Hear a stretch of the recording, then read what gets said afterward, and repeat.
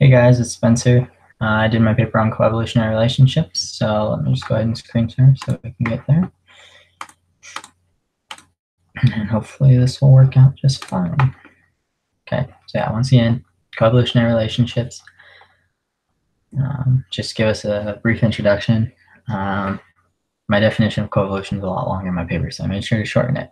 So two or more species in a mutually reciprocating and exclusive ecological relationship. So an example that we might have seen before, it's in a lot of biology textbooks, is this picture from Hudson's Bay Company. And what it is they actually were in the 1800s, as you can see in the graph, 1800s and 1900s. They were a British company. And of course, when they moved to the New World, one of the biggest things to exploit was the fur trapping or pelt industry. And so as you can see here, these are some records of their pelts. And so the red is lynx and the blue is snowshoe hare. And for this spike, for example, I'll just talk about this one. There's this huge collection of snowshoe hares. And when biologists go back and look at this, we can see that the year before there's this really small spike in lynx. Very small. So because of that very small lynx population, it would look like that the snowshoe hare population could grow a whole bunch, and it's kind of out of control. And you can see how it fluctuates and how they co-evolved together. So that's just a slight introduction to coevolution.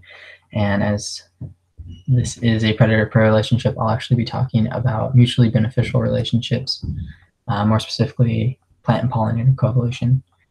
So there are many, many examples of it. And in my paper, I talked about 6. And so that's what I'm going to do here. I'm going to break it down very similarly. One interesting thing is that I think when I think about pollinators, I think about insects a lot, but they can range from mammals to birds to insects. So I have an example of each of those, at least one.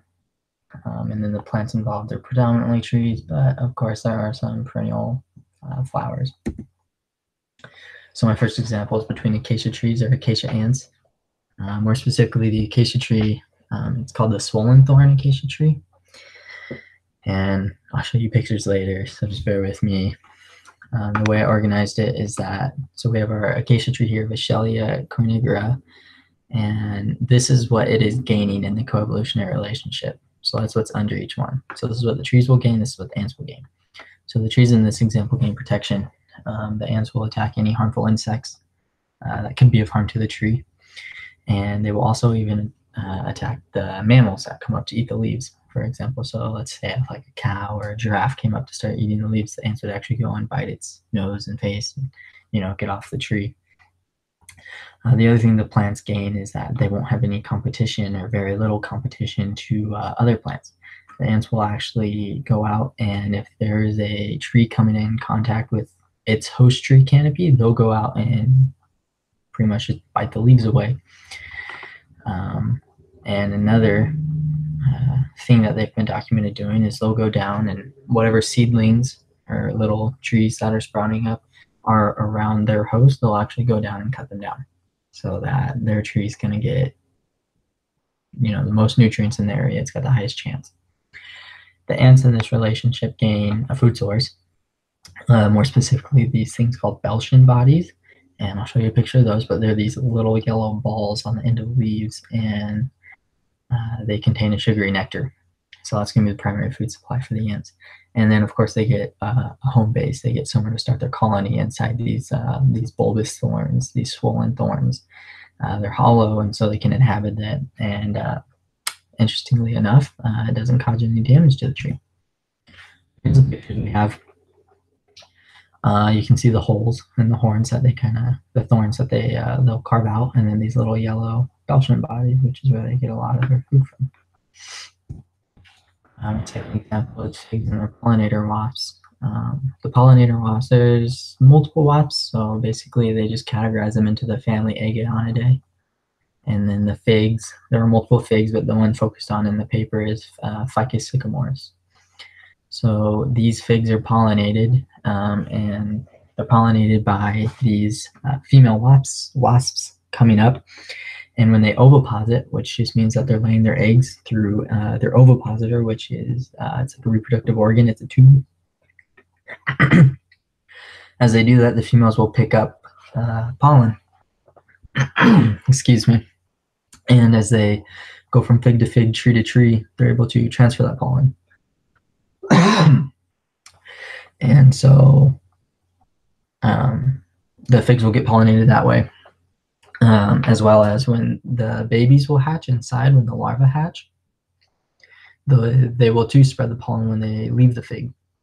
So there's a variety of ways. The wasps, they're given a place to oviposit, so they have a place to lay their eggs in a safe, enclosed environment. And when those eggs hatch, they have a food supply right off the bat. Next, the Joshua tree moth. And just like the last example between the figs and the wasps, the Joshua tree will get pollinated by these yucca moths, which are in the genus Tichetacula. And this is the Joshua tree's only source of pollination. And I'll show you a picture of this too, but you'll see that they do not produce nectar to attract other insects, which is what most other things do. Like in figs, they provide this nice yummy fruit, but these Joshua trees don't have that. Instead, they just provide a suitable place for the moths to oviposit. So the moths, in turn, right, they get somewhere to oviposit, and then they get a food supply, so the nourishment. Here's an example of the Joshua tree, so you can see it's a desert environment. It doesn't look too appealing, maybe, but when they do blossom, these yucca moths can come up and they can penetrate this and lay their eggs in it. The Xanthus hummingbird and the Texas madrones. The Texas madrones are trees. The unique thing about this study is that they're both endemic, meaning that they're both pretty much exclusive to a single area, in this case, the Baja California Sur, which I'll show you a picture on a map in a second. So we have the Texas madrones, Arbutus peninsularis. They actually have a very unique flower, and so it makes it tougher to pollinate for other insects or birds that would. But these hummingbirds, they have unique shaped beaks, so they're able to kind of figure out the flowers. And so these flowers are required, they require the hummingbirds for pollination because nothing else can pollinate them because they're so tricky. And so in return, the hummingbirds have this mutually exclusive relationship where only they can exploit those flowers for nutrients because nothing else can really compete against them.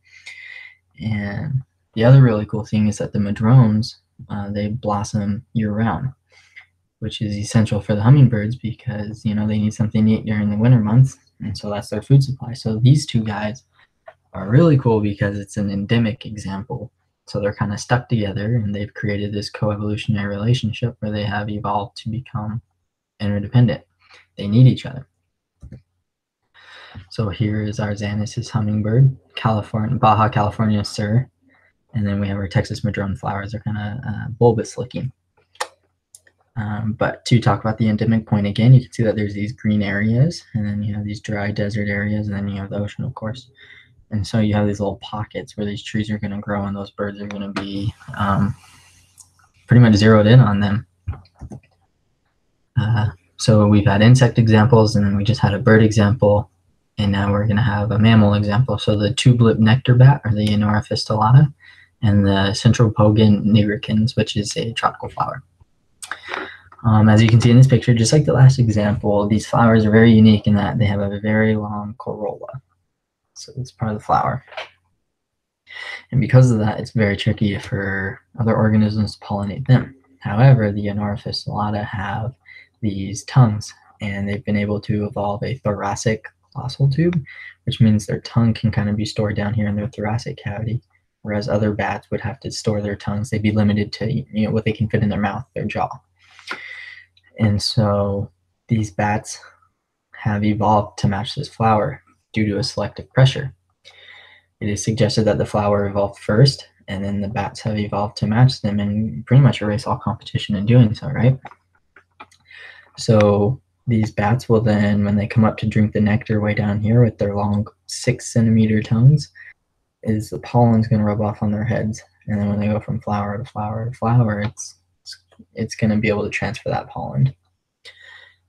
So they get a food supply. That's their biggest thing, is that they now have like the exclusive rights to this sweet nectar at the bottom of this flower.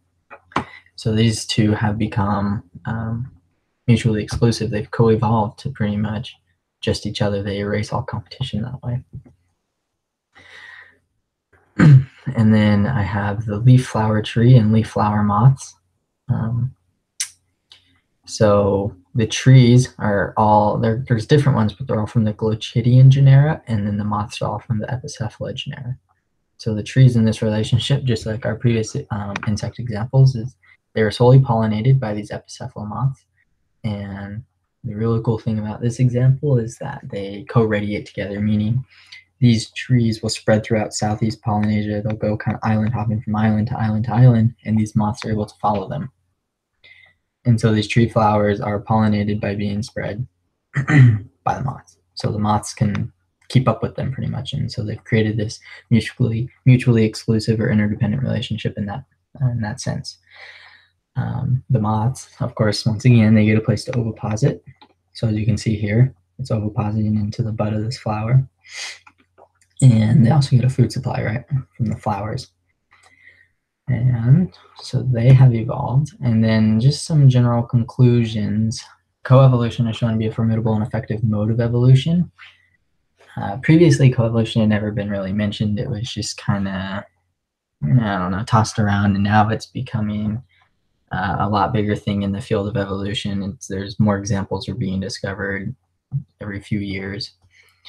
And just some reasons that coevolution may have happened is one of them is that it may be initiated by nature due to a selective pressure. So for example, we talked about the bat and the tropical flower. The tropical flower developed a long corolla, meaning its pollen was very far away, its nectar was very far away from other bugs and bats' reach. They couldn't get it. And so this species of the tube-lipped nectar bat developed their long tongues. They evolved it in order to match the flower.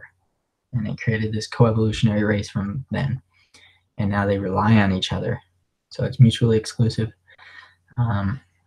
The next point I have is species may begin these relationships to eliminate competition. So that one was seen very clearly in, well, the acacia tree and the acacia ants, right? The ants will erase all competition away from the tree, and in the process, the ants will get, food and a home. And they've grown to show that the trees cannot survive now without the ants. They've evolved to the point where they have to have each other, and the ants can't live without the trees. And we also kind of see this competition, how it eliminates competition in the endemic example with the Xanthus hummingbird and the Texas madrone. We saw that because they were so secluded in an area with each other that they pretty much evolved to be dependent of one another because they know that they're always going to be there and they're always going to be together. So they've made it mutually exclusive. And it kind of creates a reliability, and they don't have to worry about other species coming in and taking over plants, or they don't have to worry about, the hummingbirds don't have to worry about other pollinators trying to take over the main food supply. And so they've created this relationship that has become locked down with just the two of them. And then something I also wanted to bring up is kind of how we talked about the lynx and the hare, how that was a predator-prey, and of course that's not mutually beneficial, but a lot of times it has been seen that these sort of relationships are parasitic, which they're not. They're actually mutually beneficial, as I've talked about in this paper and this presentation. And then I guess one last kind of concluding point is that it can happen under a variety of circumstances and in a variety of ecosystems. So we talked about the endemic species, once again, with the hummingbirds. We talked about co-radiation, which would be like the leaf flower moth and how they can follow the trees throughout the Polynesian islands. And one last real summarizing point is that there seems to be more coevolution. It's more common in areas where there's a constant environments where they're unchanging. And so these two species kind of learn to live with each other. But that's what my paper was on. Actually, let me bring you back real quick to my sources because I forgot to show you guys that.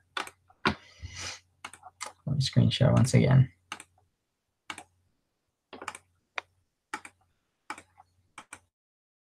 Okay. So these are my sources. These are the ones I use for my paper, and then I have the ones over here on the right are my pictures. So just so you guys know, I had references. But yeah, that's